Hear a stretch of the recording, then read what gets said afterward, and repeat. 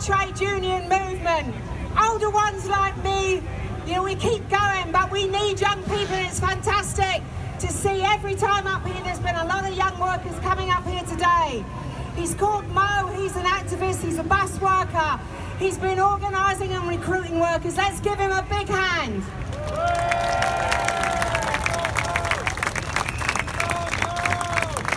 It's a loud crowd over here.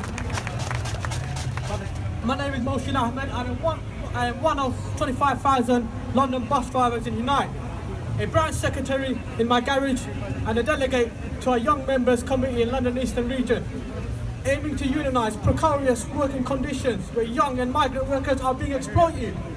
I work 12 hours a day, 7 days in a row straight, with only a guaranteed 40-minute unpaid break each day.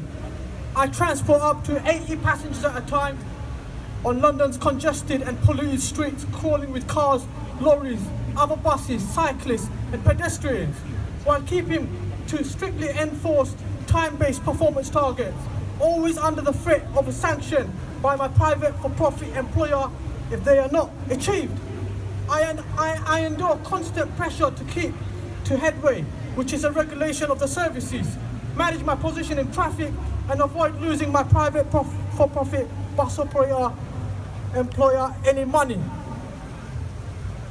I pick up buses from depots that are may be soiled, suffering mechanical difficulties, and often feel pressured to hurry my walk-around checks because there is so much time and financial pressure on me from my private for-profit employer to keep buses on the road. I keep my eyes on the road and in my mirrors, watching for cyclists, pedestrians and other vehicles, while being constantly interrupted by a steady flow of radio messages from base. I try to set out of my near side mirror, which you can't hardly see, but most of the design of the buses and the mirrors make it difficult to carry out the jobs, while there's cyclists and pedestrians approaching the buses.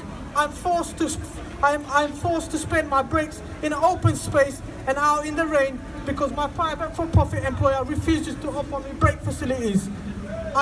I am often forced to drive my bus in the need of the bathroom because my private for-profit employer does not provide me with these kind of facilities. I often show up to work exhausted due to the long hours on the road, forced overtime, and the time that it takes me to get back from home and return the next day for work. I am not consulted about the obvious and fixable hazards I often see in London road design that make it more dangerous for cyclists and pedestrians.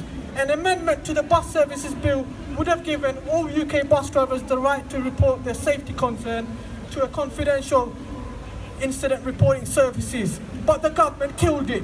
An amendment to the bus services bill would have made the bus operators report their safety incidents to the local authority in which they operated on a monthly basis, but the government again killed it. I ensure that kids make it on time to school, nurses and doctors make their shift, and elderly get their appointments safely and on time. But just as this Tory government couldn't care less about bus drivers' operational safety performance in the bus services bill, it is also cutting budgets and wages in education and NHS and the social services. I'd like to say solidarity with the RMT workers who took the strike action also, and solidarity with all the workers, the transport workers. We want to see a renationalisation of the transport sector across the UK. Solidarity, solidarity and solidarity. Thank you very much indeed. That's Mo from Unite. He's the third young trade unionist we've had on the platform today. Young people in this country are joining unions, they're getting involved in activity, they're supporting disputes, and they deserve our support because they're on zero-hour contracts very often with pretty poor wages. I'm moving now on to a speaker from one of our many community groups. They can't all have speakers.